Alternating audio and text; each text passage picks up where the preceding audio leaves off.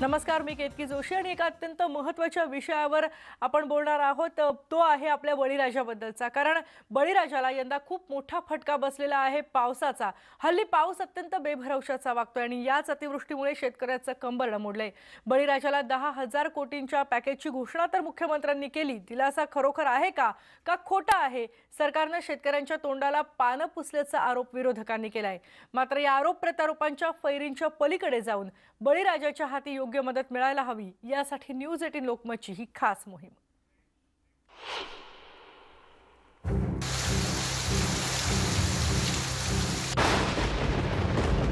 आभाळ फाटलं, अतिवृष्टी झाली आणि हा आक्रोश शेतकऱ्यांच्या वाट्याला आला। खातून नाही गाणं, मी काय करू? काय करू? मी काय करू?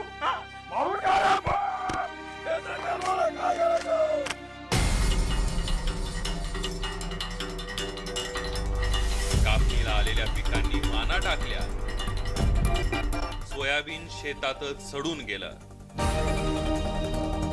ऊस आडवा झाला, भात पिकांच्या वाफ्यात चिखलच चिखल झाला। शेतकऱ्यांनी पेरलेली स्वप्न पुराच्या पाण्यात वाहून गेली। आम्हाला खूप या शेतीचं वाईट वाटतं की आम्ही आता मुलांना काय घालणार, कारण एवढी शेती आमची भरपूर जर असं व्हायला लागली तर आम्ही काय करणार। कारण पावसामुळे आमची खूप भरपूर नुकसान झाले। दरवर्षी आम्ही कधी शासनाकडे अशी की मागणी वगैरे केली नाही, पण ह्या वेळेस आता पावसाने एवढी मागणी केली तर आम्हाला शेतीकडे पण बघवत नाही, तर आम्ही काय करणार आणि काय खाणार, आमच्या मुलाबाळांना काय घालणार। दौरे पंचनामे सुरू झाले आणि मुख्यमंत्र्यांनी शेतकऱ्यांसाठी 10,000 कोटींचं पॅकेज जाहीर केलं। मात्र यामध्ये शेती नुकसानीसाठी 5,500 कोटी आणि उरलेले 4,500 कोटी पायाभूत सुविधांच्या उभारणीसाठी खर्च केले जाणार आहेत। त्यामुळे शेतकऱ्यांना दिलेली ही नुकसान भरपाई अत्यंत तोकडी असल्याचा आरोप होतोय। तर आमचं 1 लाखाच्या वर एका एकरला खर्च होऊन जातो डाळिंबावर, आणि आम्हाला 25,000 दिला तर 25,000 आमचं काही होणार नाही। कमीत कमी 50,000 तरी द्यायला काय अडचण होती? 50,000 तरी मदत द्यायला पाहिजे होती आहे ना, आणि ही मदत सरसकट द्यायला पाहिजे। पंचनाम्याचे निकष टाकून तुम्ही शेतकऱ्याला फसवी जर कर्जमाफी सारखी करत असाल तर हे सगळं खोटं आहे। शेत पिकासाठी जिरायत आणि बागायतीसाठी 10,000 रुपये प्रति हेक्टर जाहीर करण्यात आले, तर फळ पिकांसाठी 25,000 रुपये प्रति हेक्टर। मृत व्यक्ती, मयत, पशुधन, घर पडझडीसाठी सुद्धा मदत जाहीर करण्यात आली आहे। येत्या दिवाळीच्या आत ही मदत शेतकऱ्यांपर्यंत पोहोचवण्याचं आश्वासन मुख्यमंत्री उद्धव ठाकरेंनी दिलंय खरं, मात्र शेतकऱ्यांच्या शिवारात अतिवृष्टी झालेली असताना दुसरीकडे शासनाने मदतीची वक्रदृष्टी न दाखवता बळीराजाची दिवाळी गोड करावी हीच अपेक्षा। Bureau report, news 18 Lokmat. आणि अतिवृष्टीचा फटका यंदा तर मराठवाड्यातल्या शेतकऱ्यांना जास्त बसलाय, पण कोकणचे शेतकऱ्यांना गेल्या वर्षी सुद्धा याचा भरपूर फटका बसला होता। आणि या शेतकऱ्यांना सरकारनं नुकसान भरपाईचं पॅकेज जाहीर केलंय खरं यंदा, पण गेल्या वर्षीच्या नुकसान भरपाईपोटी जाहीर झालेली मदत सुद्धा अजूनही कोकणातल्या काही शेतकऱ्यांना मिळालेली नाही। आणि याबद्दलच रत्नागिरीतल्या कुवे गावातल्या शेतकऱ्यांशी बातचीत केली आमचे प्रतिनिधी दिनेश केळुसकर यांनी। दसरा आला तोंडावर तरी सुद्धा ह्या कोकणातल्या भात शेतीची ही अशी अवस्था आहे। तयार झालेला भात असं शेतामध्ये पडून वाया गेलेला आहे। प्रचंड नुकसान शेतकऱ्यांचं। हातातोंडाशी आलेला घास या परतीच्या पावसाने त्यांचा हिरावून नेलेला आहे। आणि गेल्या वर्षीप्रमाणे याही वर्षी खूप नुकसानीत इथला शेतकरी आहे कोकणातला। भात पिकावर खरं तर त्याचं सगळा उदरनिर्वाह असतं, वर्षभराची तांदूळ याच शेतीतून तो पिकवतो आणि तोच आता अर्धाधिक त्याचा वाहून गेलेला आहे। सरकारने पॅकेज जाहीर केले आहेत, पण अनुभव काय इथल्या शेतकऱ्यांचे ते आपण विचारूया। किती नुकसान झाले? आता इथे सगळीकडे बरंचसं वाहून गेलं इथे। कापून ठेवलं तर आमचं 2 मले मोठे वाहून गेले, सगळ्या वाहून गेल्या। सगळं वाहून गेला। अच्छा, इकडे आले होते कोणी पंचनामे बघून गेले? नाही कोण बघून गेले। अच्छा, हा काका आपल्या 100% हा इथे झालेलं आहे हा आमच्याकडे। तिकडे 100% हो 100% अगदी या पुऱ्या गावामध्ये 100% याचं नुकसान झालेलं आहे। हा, पण आता ते तुम्हाला काय सांगितलं कधी नुकसान भरपाई देणार काय काय देणार? नाही सांगितलं, काय सांगितलं नाही, फक्त बघून गेले। बघून गेले। हा, बघून गेले। किती नुकसान भरपाई मिळणार वगैरे काय बोलले? किती? आजच्या पेपरला आले म्हणून मी तुम्हाला वाटत सांगतो। आजच्या पेपरला 10 कोटी रुपयाच्या दहा हजार कोटी हा. पेपरला आलेला आहे आणि शेतकऱ्यांना दिवाळीपूर्वी मिळणार आहे असा पेपरमध्ये पण लिहिलेलं आहे. तुम्हाला आहे विश्वास मिळतील असे काय? असा कशावर उठ आहे हा. ते देतील तेव्हा आम्ही घेणार आहे. सगळे एवढे कोकणातलेच सगळे आमदार सत्तेमध्ये आहेत 90%हून जास्ती, तरी सुद्धा जर यांचे प्रश्न मार्गी लागत नसतील तर यांनी कुणाकडे दाद मागायची हा खरा प्रश्न आहे. व्हिडिओ जर्नलिस्ट विजय वासुदकर सह दिनेश केळुसकर, न्यूज 18 लोकमत, कुवे, लांजा. आणि आपण थेट जाणार आहोत. आमचे प्रतिनिधी दिनेश केळुसकर आपल्या सोबत आहेत. दिनेश, पाहणी होते, पंचनामे होतात, पण अतिवृष्टीमुळे झालेल्या नुकसानीची भरपाई मात्र होत नाही. यंदा सुद्धा भरपूर नुकसान झालं होतं. गेल्या वर्षीची नुकसान भरपाई अजून मिळालेली नाहीये, त्यामुळे या वर्षीची कधी मिळेल हा तर खूप पुढचा प्रश्न आहे. आम्ही हे सगळं म्हणणं ऐकलेलं आहे. तिथलं आत्ताची काय परिस्थिती आहे? आज तर विरोधी पक्षनेते सुद्धा तिथे आले होते. फक्त आश्वासनांची खैरात केली जाते. बरोबर आहे. कोकणामध्ये खरं तर गेल्या वर्षीपेक्षा सारखंच यावर्षी सुद्धा नुकसान आहे आणि कोकणातले यावर्षी 11 आमदार सत्तेमध्ये आहेत, म्हणजे सरकारमध्ये आहेत. या शेतकऱ्यांची एकच मागणी आहे की तुम्ही जे निकष ज्या लावता कोकणसाठी तेच मुळात चुकीचे आहे. सरकारने जर हेक्टरी नुकसान भरपाई जाहीर केलेली आहे आणि कोकणची शेती ही गुंठ्याची आहे, 2 गुंठे, 4 गुंठे, 5 गुंठे, अशा वेळी गुंठ्याचा जर हिशोब घातला म्हणजे एका शेतकऱ्याच्या वाट्याला हेक्टरी नुकसान भरपाई पोटी किती येत असतील तर अवघे 100 किंवा 125 रुपये येत आहेत आज सरकारच्या दिलेल्या पॅकेजच्या हिशोबाने. अशा वेळी ते नुकसान भरपाई मिळवण्यासाठी त्याला जे कागद पुन्हा सगळे जोडावे लागणार आहेत, तलाठी तहसीलदार कार्यालयामध्ये जे खेटे घालावे लागणार आहेत, याचाच खर्च 150-200 रुपयापेक्षा जास्त येतोय. अशा वेळी त्याला नुकसान भरपाई मिळून ती किती मिळणार आणि तो कसं जगणार? जवळपास 40% पिकाचं नुकसान झालेलं आहे भात शेतीचं. अशा वेळी काही ठिकाणी अजून पंचनामे सुद्धा झालेले नाही आहेत आणि भात पीक हेच सगळ्या इथल्या शेतकऱ्यांचं महत्वाचं रोजीरोटीचं साधन असतं. इतर पिकं तो घेत नाही. त्या शेतामध्ये जी दुबार पिकं, आणखी काही वेगवेगळी पिकं जी घेतली जातात इतर भागामध्ये, तसं कोकणात सहसा होत नाही. बागायती वेगळी असते आणि भात शेती वेगळी असते. त्यामुळे भात शेतीमध्ये फक्त भातच पिकतं आणि त्या भाताच्या पिकावर हा गुजराण करत असतो. त्यामुळे त्याला नुकसान भरपाईचे निकषच बदलावेत आणि कसेल त्याला नुकसान भरपाई मिळाली पाहिजे अशी मुख्य मागणी आहे. कारण कोकणात कुळांचा सुद्धा प्रश्न मोठा आहे. हा सगळ्याचा विचार करून खरं तर या सगळ्या कोकणच्या सत्ताधारी सरकारमधल्या आमदारांनी पाठपुरावा करायला पाहिजे होता. शिवसेनेचे खूप आमदार आहेत कोकणातले सरकारमध्ये, परंतु ह्या गेल्या वर्षीचा अनुभव असताना सुद्धा खरं तर ही मागणी त्यांनी मुख्यमंत्र्यांकडे लावून धरायला पाहिजे होती. त्यामुळे पॅकेज जाहीर असून सुद्धा किती नुकसानी येईल वाट्याला हा खरा प्रश्न आहे. आणि दुसरीकडे दौरे तर होत आहेतच. आज सुद्धा विरोधी पक्षनेते प्रवीण दरेकर आले होते. त्यांनी सगळ्या शेतावर जाऊन पाहणी केली, शेतकऱ्यांच्या व्यथा जाणून घेतल्या. अगदी दिनेशशी आपण संपर्क करतोय. दिनेश, इथे आणखी एक महत्त्वाचा प्रश्न खरं तर येतोय, तो म्हणजे जशी मराठवाड्यातली जमीन पूर्ण खरडून गेलेली आहे आणि याच्या पुढचं पीक घेणं सुद्धा खूप अवघड आहे. कारण शेतातलं जे आत्ताचं नुकसान आहे, जे पीक आत्ता सगळं तसंच वाया जात आहे, ते बाहेर काढणं त्याच्यासाठी सुद्धा खूप मोठा खर्च लागणार आहे आणि याचा कशाचाही उल्लेख या जे नुकसान भरपाईचं पॅकेज जाहीर केलंय त्यामध्ये नाहीये. किंवा जे पीक काढून ठेवलंय आणि वाया गेलंय त्याचं काय करायचं, त्याची नुकसान भरपाई कुठे मिळणार याचा सुद्धा उल्लेख ते कुठेही नाहीये. कोकणातलीच ही बातमी आहे. अतिवृष्टीमुळे कोकणातल्या शेतकऱ्यांचं भरपूर नुकसान यावर्षी सुद्धा झालंय.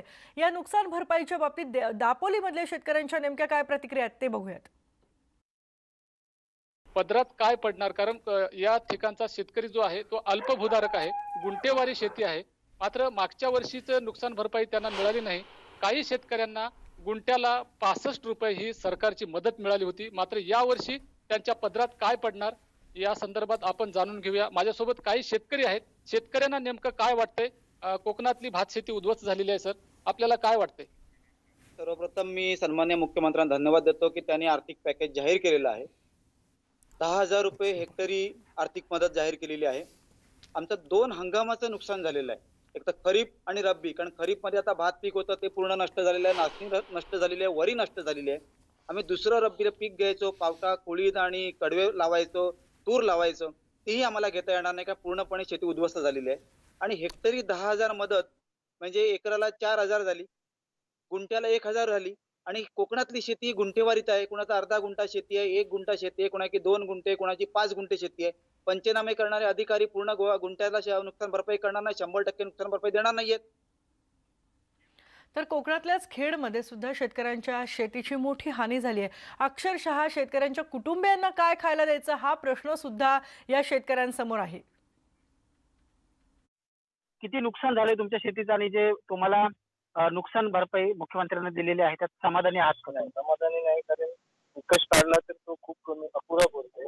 जे शेतीचं नुकसान झालं आणि ती भरपाई मिळणार आहे ती चुकून जाईल, म्हणजे जे खर्च केलेला आहे त्याचा पण मोबदला मिळणार नाही अशी स्थिती आहे. आणि शेतकऱ्यांची इथे खूप विदारक स्थिती आहे, कारण अवकाळी पावसाने खूप इथे नुकसान केलेलं आहे आणि लोकांचे हाल झाले. तर आमची खूप पावसाने नुकसानी झाली. दर वर्षाप्रमाणे त्यापेक्षा आमचे भरपूर नुकसान झाले. कारण आमची मुलं वगैरे आणि आम्हाला खूप या शेतीचं वाईट वाटतं की आम्ही आता मुलांना काय घालणार? कारण एवढी शेती आमची भरपूर जर असं व्हायला लागली तर आम्ही काय करणार? कारण पावसामुळे आमचे खूप भरपूर नुकसान झाले. दरवर्षी आम्ही कधी शासनाकडे अशी की मागणी वगैरे केली नाही. पण ह्यावेळेस आता पावसाने एवढी मागणी केली तर आम्हाला शेतीकडे पण बघवत नाही. तर आम्ही काय करणार आणि काय खाणार? आमच्या मुलाबाळांना काय घालणार? कारण एक परी करोनाचं हे आला त्याच्यानंतर ही आमची पावसाने एवढी नुकसान केलं तर आम्हाला असं वाटतं की शेती करून सुद्धा शेतकऱ्यांचा फायदा नाही. शासनाने जी निधी या ठिकाणी जाहीर केलाय तो पुरेसा आहे तुम्हाला? नाही पुरेसा नाहीये, पण भरपूर नुकसान झाल्याने ह्या कोरोनाच्या महागाईमध्ये काय माणसं करणार आहे? एवढं अवकाळी पावसाने नुकसान झालेलं ते शासनाने त्याच्याकडे कोकण विभागाकडे लक्ष देऊन त्यांची भरपाई करून द्यावी. आणि याच विषयावर बोलण्यासाठी माजी कृषी मंत्री अनिल बोंडे आपल्या सोबत आहेत. स्वागत आहे अनिल बोंडेजी तुमचं या कार्यक्रमामध्ये. सगळ्यात पहिला प्रश्न, जसं तुम्ही ऐकत असाल की कोकणातल्या शेतकऱ्यांच्या व्यथा वेगळ्या आहेत, मराठवाड्यातले जे फळबागायतदार आहेत त्यांच्या वेगळ्या व्यथा आहेत आणि या सरसकट सगळ्यांसाठी एकच निकष लावलेला आहे. सरसकट सगळ्यांना एकाच निकषावर नुकसान भरपाई देण्यात येणार आहे. याबद्दल काय सांगाल? कारण हे निकष वेगवेगळे नकोत का? मी कोकणामध्ये, मराठवाड्यामध्ये, उत्तर महाराष्ट्रामध्ये फिरलो आणि आता विदर्भामध्ये फिरतोय. परंतु सगळ्या ठिकाणी शेतकऱ्यांचं अतिशय मोठ्या प्रमाणात नुकसान झालेलं आहे. माननीय मुख्यमंत्र्यांनी म्हटलं की आम्ही वाऱ्यावर सोडणार नाही.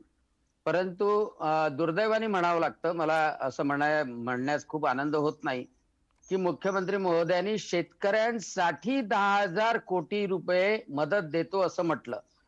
खरं जर पाहिलं तर त्या मदतीमध्ये रस्त्याचा अंतर्भाव केलेला आहे, महावितरणचा अंतर्भाव केलेला आहे, नगर विकासचा अंतर्भाव केलेला आहे आणि शेतकऱ्यासाठी किती दिले? कृषी, पिके आणि घरं यासाठी मिळून 5,500 कोटी रुपये दिलेले आहे. सर्वात महत्वाचं हे लक्षात आणून द्या सर्वांना की सांगितलं 10,000 कोटी रुपये शेतकऱ्यांसाठी, परंतु दिले 5,500 कोटी रुपये. म्हणजे हा एक खोटारडापणा. दुसरी महत्वाची गोष्ट की त्यांनी म्हटलं होतं की 25,000 रुपये कोरडवाहूला देऊ, 50,000 रुपये बागायतीला देऊ आणि म्हणजे ओलिताला देऊ आणि 1,00,000 रुपये फळबागांना देऊ. बरोबर आज 1 वर्ष झालं त्या गोष्टीला. 1 वर्ष होते आहे तेव्हा ते बोलले होते. परंतु आता दिली 10,000 रुपये प्रति हेक्टर, म्हणजे 4,000 रुपये प्रति एकर. सांगायची गोष्ट म्हणजे गुंठ्याला फक्त 100 रुपये. आणि सगळ्यात महत्वाची गोष्ट मराठवाड्यामध्ये जर पाहिलं की संपूर्ण जमिनी खचलेल्या होत्या, संपूर्ण जमिनी वाहून गेल्या, माती वाहून गेली. नंतर जे काढलेलं सोयाबीन होतं ते सुद्धा वाहून गेलं. काही सोयाबीनला कोंब फुटले, कोकणामध्ये धानाला कोंब फुटले. इकडे विदर्भामध्ये आता कापूस वाळवणं सुरू आहे आणि कापसाच्या वाती झाल्या. म्हणजे जो फेअर क्वालिटीचा कापूस जो 5800 रुपयांनी जातो आज तो 4,000ला कोणी मागत नाहीये. आणि त्यामुळे एवढं अनिल बोंडेजी प्रश्न हाच आहे की आता नुकसान तर झालंय, माजी कृषी मंत्री म्हणून तुम्ही काय यावर उपाय सांगाल? काय करायला हवं? कारण 5,500 कोटी म्हणजे निम्मेच पैसे फक्त शेतकऱ्यांपर्यंत पोहोचणार आणि त्यामध्ये सुद्धा 2 हेक्टरची मर्यादा घालून दिलेली आहे. म्हणजे ज्यांचं त्यापेक्षा जास्त कृषी क्षेत्र आहे त्यांच्यापर्यंत मदत तर अगदीच कमी पोहोचेल. मग यावर उपाय काय करायचा? नाही, जे उद्धवजी ठाकरे यांनी मागच्या वर्षी बांधावर जाऊन म्हटलेलं होतं ना की शेतकऱ्याचे पंचनामे करू नका, सरसकट नुकसान भरपाई द्या आणि 25,000 रुपये कोरडवाहूची द्या, 50,000 रुपये ओलिताची द्या आणि 1,00,000 रुपये बागायती म्हणजे फळबागा करता द्या. आता हीच गोष्ट त्यांनी अंमलात आणायची आहे आणि त्यासाठी कर्ज काढायलाही हरकत नाही ना. आता मला सांगा की टोल नाक्याचं नुकसान होतं त्यासाठी ते 125 कोटी रुपये पटकन देतात. कपिल सिब्बल यांची वकिलाची फी 10 लाख रुपये प्रति सेटिंग देऊ शकतात. मंत्र्यासाठी गाड्या घेऊ शकतात. नोकरदारांना 7वा वेतन आयोग, त्याचं दिवाळीचं बोनस, सगळ्या गोष्टी हे लोक करू शकतात. मग शेतकऱ्यासाठी सावत्रपणा का करतात? शेतकऱ्यासाठी का कंजूसी करतात? आणि स्वतः त्यांनी डोळ्यांनी पाहिलंय, मोठ्या मुश्किलनं ते बाहेर निघाले आणि त्यानंतर त्यांनी डोळ्यांनी पाहिलंय, शेतकऱ्याच्या डोळ्यामधले आसव पाहिले. परंतु ते आसव पाहिल्यानंतरही त्यांनी धनादेश दिला होता 3,800 रुपयाचा. आणि आजची मदत सुद्धा अगदी अनिल बोंडेजी, आजची अगदी मदत सुद्धा अगदी तीच आहे. एकच प्रश्न आहे की आता उद्धव ठाकरेंनी, मुख्यमंत्र्यांनी, सरकारने जाहीर केलेली मदत तर तोकडी आहे असं शेतकऱ्यांचं म्हणणं आहे, विरोधकांचा आरोप आहे. पण आता विरोधी पक्ष म्हणून तुमची काय भूमिका राहणार आहे? कारण ही मदत दिवाळीपर्यंत पोहोचू असा मुख्यमंत्र्यांनी शब्द सुद्धा दिलाय. तुम्ही काय करणार आहात?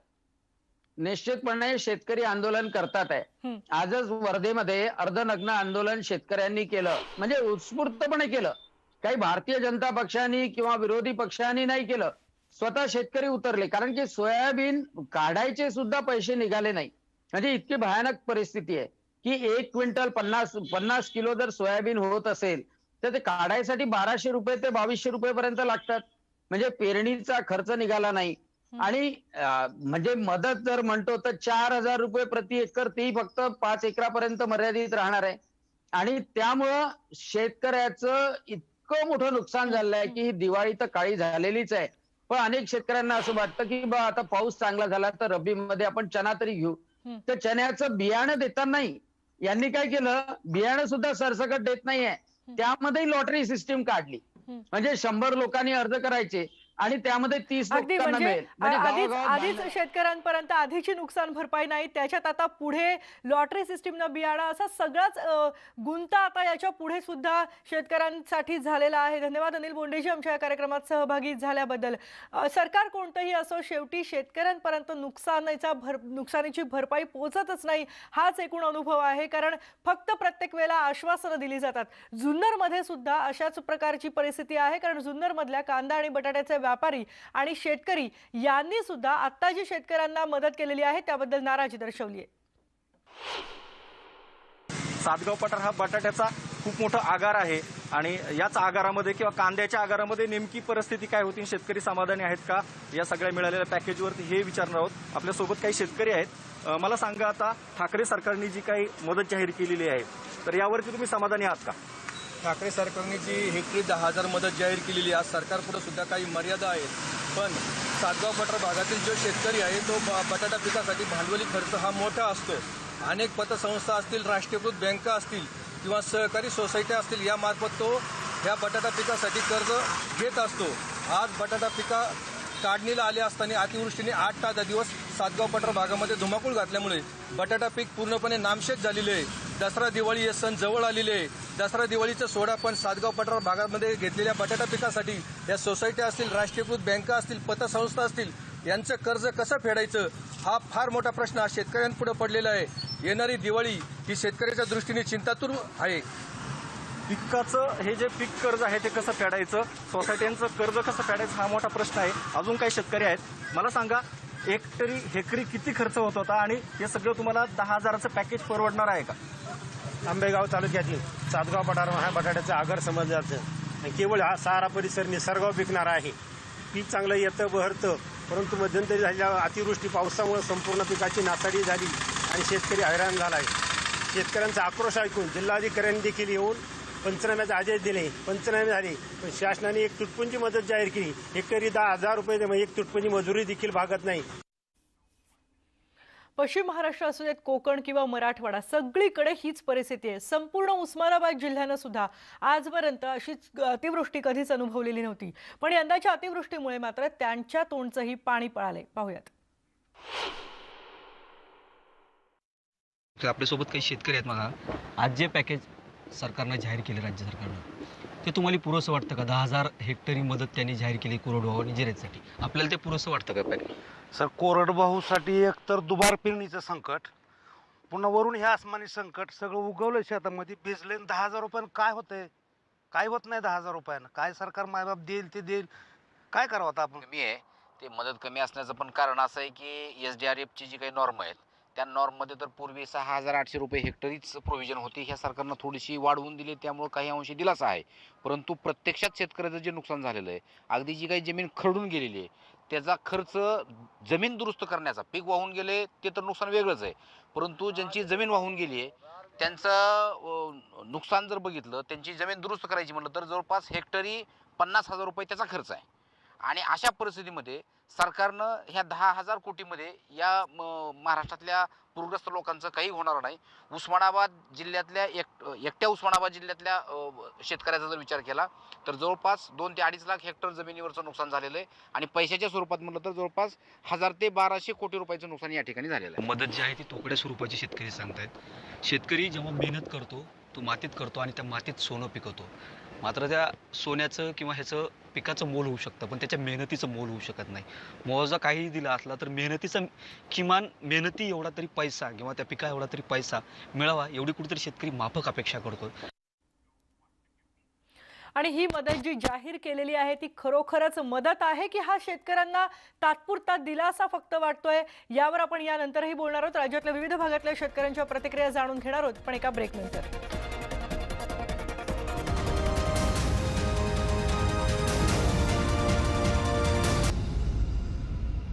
आणि आपण बोलतोय शेतकऱ्यांना मदत सरकारने जी जाहीर केलेली आहे ती पुरेशी आहे का आणि काय राज्यभरातल्या शेतकऱ्यांचं यावर म्हणणं आहे ते आपण जाणून घेतोय. औरंगाबादमध्ये जाऊयात. औरंगाबादमधल्या शेतकऱ्यांचं तर भरपूर नुकसान झालंय आणि त्यातल्या त्यात तर फळबागा असलेल्या शेतकऱ्यांचं नुकसान लवकर भरून न येणार आहे. त्यामुळे सरकारची ही मदत तोकडी असल्याचं या शेतकऱ्यांचं म्हणणं आहे. मागचंच कर्ज फेडणार नाही, आता चालू घेतलेलं कर्ज फेडणार नाही आणि 10 आणि 20 हजारांना काय होणार नाही. आणि मर्यादा जी पहिली होती परंपरा तीच कायम ठेवली. 4 हेक्टरची मदत जाहीर करायला पाहिजे होती आणि 25,000 आणि 10,000 शेतकऱ्याचं काही होत नाही. म्हणजे इथं जर एक सालदार जर ठेवला त्याला 10,000 रुपये पेमेंट द्यावं लागतं. स्वतः शेतकरी मरमर करून जर त्याला त्याच्यात काहीच भेटत नसलं तर ती शेती न केलेली परवडते. त्याच्यापेक्षा एक फ्रूटची दुकान टाकून बसलेलं अतिउत्तम. 25,000 4 फवारण्या होत्या सर. आता 4 फवारण्या झाल्या तर त्याच्यामध्ये ते 4 फवारण्यातच चालल्या जातं. आमचं 1 लाखाच्या वर एका एकरला खर्च होऊन जातो डाळिंबावर आणि आम्हाला 25,000 दिला तर 25,000 आमचं काही होणार नाही. कमीत कमी 50,000 तरी द्यायला काय अडचण होती. 50,000 तरी मदत द्यायला पाहिजे होती आहे ना. आणि ही मदत सरसकट द्यायला पाहिजे. पंचनाम्याचे निकष टाकून तुम्ही शेतकऱ्याला फसवी जर कर्जमाफी सारखी करत असाल तर हे सगळं खोटं आहे. तर ही मदत शासनानं काय सरसकट द्यायला पाहिजे आणि ही 4 दिवसाच्या आत खात्यावर जमा झाली पाहिजे. नाही तर त्यांना पैसे टाकायचे आणि 15 दिवस जर लागले तर आमची दिवाळी कशी साजरी करायची आम्ही त्याची पंचायत आहे. अतिवृष्टी झाल्यामुळे तोही फायदा झाला नाही आणि 10,000 रुपये हे हेक्टरी म्हणजे एकरी हे तुम्ही साधारण 4,000 रुपये एकरी मदत देताय. पण 4,000 एकरची मदत म्हणजे फारच कमी मदत झालेली. आणि 10,000 कोटीचं जे पॅकेज सांगितलेलं आहे तर ह्याच्यामध्ये बाकीच्या गोष्टी ऍड केलेल्या आहे बाकी नुकसानी तर त्याचं एक नवल वाटतंय आणि म्हणजे करायला पुरतच नाही आता सध्याची कंडिशन अशी. आता ही जेवढी मदत झाली आहे ती समजा पदरात आली तोपर्यंत आणि आली पण तर आता समजा ती शेतीतच घालावं लागणार आहे. त्याच्यातून पण समजा उत्पन्न व्हायला पाहिजे आता. आणि आता या पावसामुळे तर अजून सध्याला म्हणजे वेगळीच कंडिशन झाली आहे. फार म्हणजे आलेलं सोयाबीन सुद्धा हातातून गेलेलं आहे. आता थोडाफार ऊस होता तो पण आता म्हणजे जमिनीवरती पूर्ण झोपलेला आहे. म्हणजे फार ह्यावर्षी फार नुकसान झालं. तर अतिवृष्टी आणि पुरामुळे सोलापूर जिल्ह्यात सुद्धा सर्वाधिक नुकसान झालंय आणि याबाबत सोलापूरच्या शेतकऱ्यांनी नुकसान भरपाई मिळाले म्हणून जी मदत मिळणार आहे त्याबद्दल नाराजी व्यक्त केली आहे. थेट सीना नदी काठावरच्या शेतकऱ्यांचं काय म्हणणं आहे ते जाणून घेतलंय आमचे प्रतिनिधी सागर सुरवसे यांनी. काय नुकसान झालेलं आहे तुमचं आणि जे पॅकेज सरकारने जाहीर केलेलं आहे हेक्टरी 10,000 रुपये पुरतं आहे का तेवढं? पुरतं तर बिलकुल नाही सर. पण ह्याने आता जे शेतकऱ्यांनी ह्या पीक कर्ज घेतलेले आहेत ह्या शेतीसाठी पीक कर्ज घेतलं होतं 2019-2020 साठी सरकारने ह्या पैशात काही होणार नाही. सर्व शेतकऱ्यांची पिकंही वाहून गेलेली आहेत. ती तुमचं गणित काय आहे? तुमचे किती नुकसान झालेलं काय सांगाल? माझं एकरी 1 लाख जरी धरलं तरी माझे 5 एकराचे 5 लाख होते.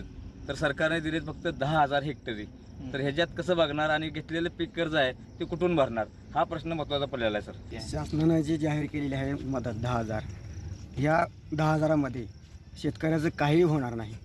झालेलं जे नुकसान आहे जवळजवळ माझं स्वतःचं नुकसान म्हणलं तर ते 4 ते 5 लाखापर्यंतचं नुकसान झालेलं आहे. काय काय नुकसान झालं तुम्ही? आणि माझी स्वतःचे घरामध्ये जमीन 10 पोती ज्वारी होती, मका होती 10 पोती, 1,000 रुपये 1,000ची कडब्याची गंज होती. काय नुकसान झालेलं आहे तुमचं आणि जे पॅकेज सरकारने जाहीर केलेलं आहे हेक्टरी 10,000 रुपये पुरतं आहे का तेवढं? पुरतं तर बिलकुल नाही सर, पण ह्याने आता जे शेतकऱ्यांनी ह्या पीक कर्ज घेतलेले आहेत, ह्या शेतीसाठी पीक कर्ज घेतलं होतं 2019-2020 साठी सरकारने ह्या पैशात काही होणार नाही. सर्व शेतकऱ्यांची पिकंही वाहून गेलेली आहेत. तुमचं गणित काय आहे? तुमचे किती नुकसान झालेलं काय सांगाल? माझं एकरी 1 लाख जरी धरलं तरी माझे 5 एकराचे 5 लाख होते, तर सरकारने दिले फक्त 10,000 हेक्टरी. तर ह्याच्यात कसं बघणार आणि घेतलेलं पीक कर्ज आहे ते कुठून भरणार, हा प्रश्न महत्त्वाचा पडलेला आहे सर. शासनानं जी जाहीर केलेली आहे मदत 10,000, ह्या 10,000मध्ये शेतकऱ्याचं काही होणार नाही. झालेले आणि सरकारनं दिलेली मदत, देऊ केलेली मदत ही मलमपट्टी खरोखरच आहे का, यावर आपण नंतर सुद्धा आणखी प्रतिक्रिया घेणार आहोत. पण एका ब्रेकची वेळ झाली. पहा फक्त न्यूज 18 लोकमत.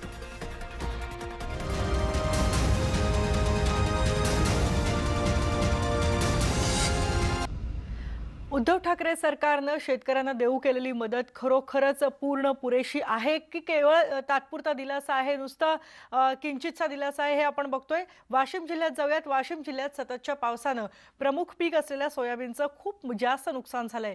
पावसामुळे उभं पीक आडवं झालंय, तर हजारो एकरवरचं पीक शेतातच खराब झालंय. कापणी करून ठेवलेल्या पिकांना सुद्धा बुरशी लागते. वाशिम जिल्ह्यातल्या 46 महसूल मंडळांपैकी केवळ 12 महसूल मंडळातच नुकसानीचे पंचनामे सुरू आहेत, तर इतर ठिकाणी पंचनामेच केले जात नाहीत. त्यामुळे शेतकरी अर्थातच संतापलेत. जिल्ह्यातल्या शेतकऱ्यांची खास बातचीत केली आमचे प्रतिनिधी किशोर गोमाशे यांनी. राज्य सरकारनं काल नुकसानीपोटी जे पॅकेज जाहीर केलं त्याविषयी वाशिम जिल्ह्यातील शेतकरी किती समाधानी आहेत त्यांनाच आपण विचारूया. दादा, तुम्ही सांगा, काल शासनानं जे पॅकेज जाहीर केलं त्याविषयी. साहेब, राज्य शासनानं जे काही पॅकेज जाहीर केलेलं आहे ते आमच्या वाशिम जिल्ह्यासाठी आम्हाला काय फायदा झाला त्याचा? आमच्या जवळून, आमच्या शेतामधून काही एखादी मोठी नदी वगैरे नाही किंवा त्या ठिकाणी आमच्या जमिनी खरडून गेलेल्या आहेत. आमच्या भागामध्ये लगातार एक महिनाभर पाऊस पडला साहेब, त्याच्यामुळे आमचं सगळं अतोनात नुकसान झालेलं आहे. आता मला सांगा, आम्ही याचं करायचं काय? आमच्या शेतकऱ्याला आम्हाला याच्यापासून काहीच फायदा झाला नाही, मग आम्ही करायचं काय? आम्ही शेतकरी नाही का? आम्ही हे खरीप तर गेलं आता रब्बीचं काय? मला सांगा शेतकरी मायबाप, तुम्ही याच्यावर आमचा काहीतरी तुम्ही फायदा करून द्या, असं तुम्हाला हात जोडून नम्र विनंती आहे. राज्य सरकारने जे काल 10,000 रुपये हेक्टरी पॅकेज जाहीर केलेले आहे त्यामध्ये वाशिम जिल्ह्यात शेतकऱ्याचा कोणत्याही प्रकारचा फायदा नसून सरकारने लावलेले जे निकष येतं ते सर्व प्रकार हटवून सरकारने सर्व सगट शेतकऱ्यांना कर्जमाफी, आपल्या नुकसान भरपाई द्यावी, ही माझी राज्य सरकारकडे कळकळीची विनंती आहे. 10,000 जरी दिले असतील त्याने, पण त्या 10,000त काहीच नाही. आमच्या वाशिम जिल्ह्यात लगेच काही नाही, कारण एकरी फक्त 60 ते 70 किलो सोयाबीन व्हावं लागली. मशीनवाला काढायला तयार नाही, हा ते सडून राहिलं. आम्ही असं कोणचं पाप करेल या शासनावर की आमच्याकडे वाशिम जिल्ह्याकडे पाठ फिरवत आहे? कोणचा नेता येऊन नाही राहिला, कोणीच नाही, काय नाही. आणि इथून येणारे जे पिकं आहेत आमचे रब्बीचे, गहू हरभरे, आम्ही पेरायचे कसे? ह्या जमिनी तर गेल्याच गेल्या, पण येणारं संकट बी सुद्धा आमच्यावर आत्ता पण कोसळत आहे. किशोर गोमाशे, न्यूज 18 लोकमत, वाशिम. सध्याचं पीक तर हातातून गेलंय, पण या पुढे सुद्धा पिकं घ्यायची असतील तर कितीतरी मोठी संकट या शेतकऱ्यांपुढे आहेत. आणि यानंतर जाणार नाशिक जिल्ह्यामध्ये शेतकऱ्यांसाठी जाहीर केलेले 10,000 कोटींचं पॅकेज पुरेसं आहे की नाही, शेतकरी समाधानी आहेत का, नाशिक जिल्ह्यातल्या ग्रामीण भागातल्या शेतकऱ्यांना या सरकारी पॅकेजबद्दल काय वाटतंय, हेच जाणून घेतले आमचे प्रतिनिधी बब्बू शेख यांनी. अतिवृष्टीमुळे ज्या शेतकऱ्यांचं नुकसान झालेलं आहे त्याच्यासाठी काल राज्य शासनाने जी मदत जाहीर केलेली आहे ती मदत पुरेशी आहे का, याबाबत माझ्यासोबत बोलण्यासाठी काही शेतकरी आहे, त्यांच्याकडून जाणून घेऊया का त्यांना ही राज्य शासनाने केलेली मदत काय वाटतं ही जी मदत जाहीर केली राज्य शासनाने नुकसान पुरेशी आहे? अतिवृष्टीने महाराष्ट्रातील जे काही नुकसान झालं आहे, अगदी शेती वाहून गेलेली आहे, शेती पिकांचं नुकसान झालेलं आहे. आणि त्याच्या तुलनेत हा जर मदतीचा विचार केला तर कुठंतरी केंद्र सरकारचं आणि राज्य सरकारचा जो काही संवादाचा अभाव आहे त्याचं नुकसान येथील महाराष्ट्रातील शेतकऱ्यांना भोगावं लागत आहे. महाराष्ट्रातल्या शेतकऱ्यांनी केंद्रातल्या खासदारांना मतदान केलेलं आहे, महाराष्ट्रातल्या आमदारांना मतदान केलं आहे. त्यांच्या भांडणामध्ये ते शेतकऱ्याचं नुकसान करण्याऐवजी केंद्र सरकारने आणि राज्य सरकारने एकत्रितरित्या ही 10,000ची तोकडी कुठंतरी मदत देण्याऐवजी 1 लाख कोटीची मदत जाहीर करावी आणि महाराष्ट्रातील शेतीचं हे झालेलं नुकसान भरून काढावं अशी विनंती आहे. तुम्हाला काय वाटतं ही जी मदत जाहीर केली पुरेशी आहे? पुरेशी नाही, कारण हेक्टरी यांनी जी 10,000 रुपये मदत जिरायती बागायतीसाठी केली त्याचं बियाण्याचा जर विचार केला तर आम्हाला साधारणतः हेक्टरला कमीत कमी 50,000 रुपये बियाण्याचा खर्च आहे. तर या 10,000नी काय होणार आहे शेतकऱ्यांचं? शेतकऱ्यांची अक्षरशः जमीन वाहून गेलेली आहे, अक्षरशः ऊस वाहून गेलेला आहे. या मदतीनं शेतकऱ्याचा काहीही फायदा होणार नाही. किती मदत द्यायला पाहिजे तुम्हाला? शेतकऱ्याला कमीत कमी हेक्टरी 50,000 रुपये जिरायती बागायतीला मदत मिळाली पाहिजे आणि फळबागांना किमान 1 लाख रुपयापर्यंत मदत द्यायला पाहिजे. जी मदत राज्य शासनाने जाहीर केलेली आहे ती तोकडी आहे, त्याच्यात काही होणार नाही. त्याच्यामुळे राज्य शासनाने मदत वाढवून द्यावी अशी शेतकऱ्यांची मागणी आहे. बब्बू शेख, न्यूज 18 लोकमत, लासलगाव. आपण बघतोय बहुतेक सगळेच शेतकरी नाराजी व्यक्त करतायत. जगाचा पोशिंदा आहे हा बळीराजा, पण त्याच्यापर्यंत मात्र पुरेशी मदत पोहोचवण्यात आपण अपयशी ठरतोय का? ब्रेक नंतर सुद्धा पाहणार आहोत. पहा फक्त न्यूज 18 लोकमत.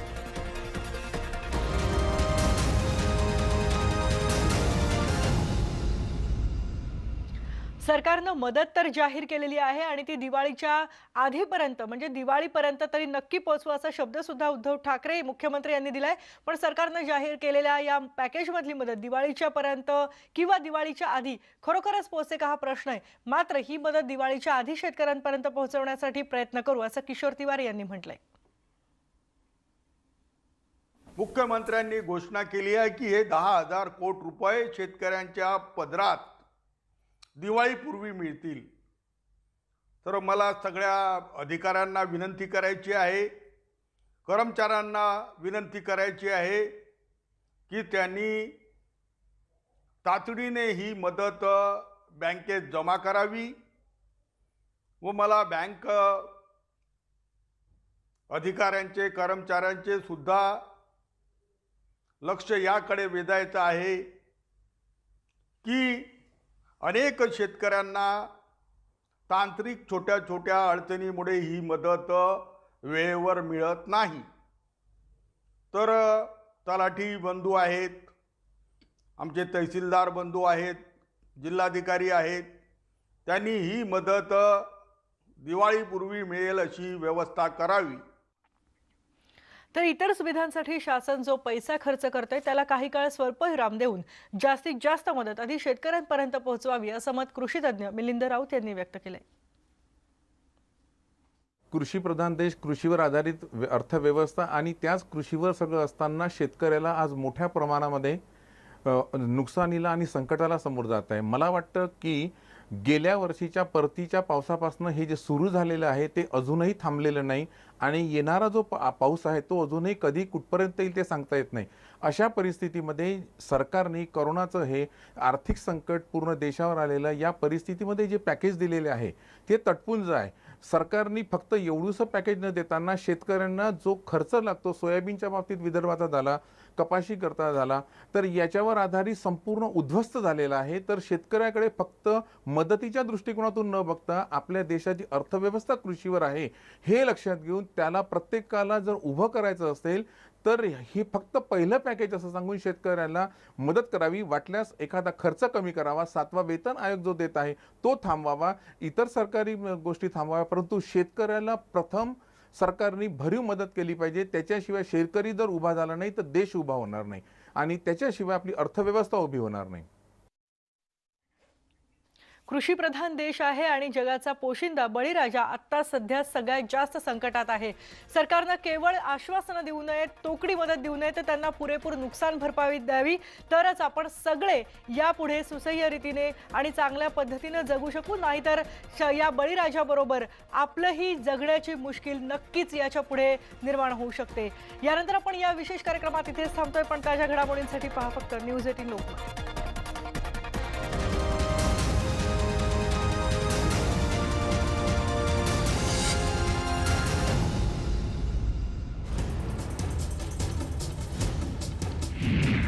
पोलीस केवळ रक्षक नाही तर कोरोना योद्धेही.